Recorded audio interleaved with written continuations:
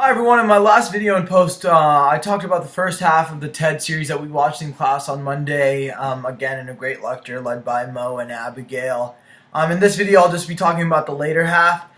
So the fourth video we watched was of Beth Novak, and she was, she worked in the White House previously, and she believes that people should share their knowledge and experience with one another and make the world a better, or will make for a better governance. And in the past, she described like how the patent office works, and she said that in the past it was sometimes in the hand of one employee of the U.S. Patent Office who could decide whether to issue or decline a patent. And she feels that a peer-to-patent system would be a much better way, a much more efficient way to issue patents. And this is because any person can weigh in on the patent in question, and someone who has more knowledge in the area, in that specific field of the patent, can offer their insight and advice to make both the patent office and kind of the, I guess, process of issuing patents more efficient and in my opinion more fair.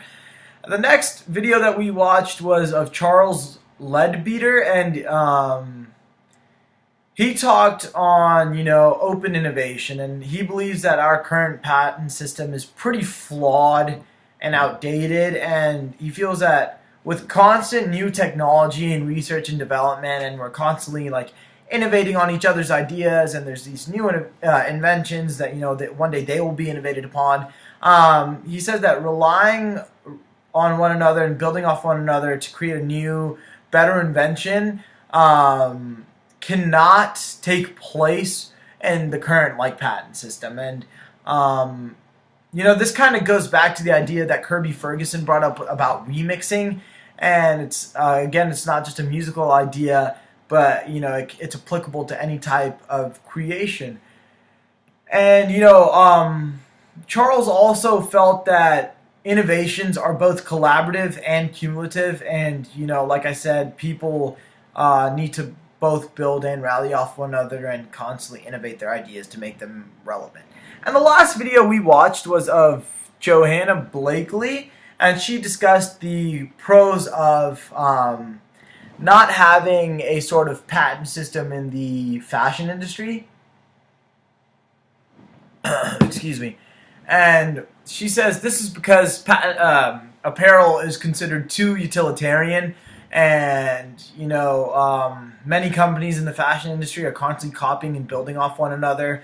And intuitively, we may assume that having no patents may hurt a company in the fashion industry, because a different company can come and copy their product and sell it for a lower price, which could hurt the profits or revenues, I guess, economic benefits of the original company.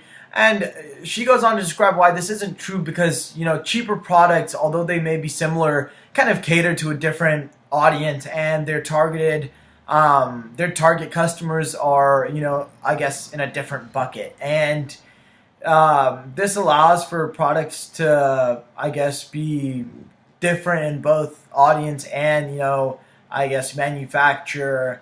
And having no patents, she says, allows for a more beneficial ecology in the industry and allows for businesses to flourish, because businesses actually copying off one another allows for I guess things like trends, which help all companies in the fashion industry.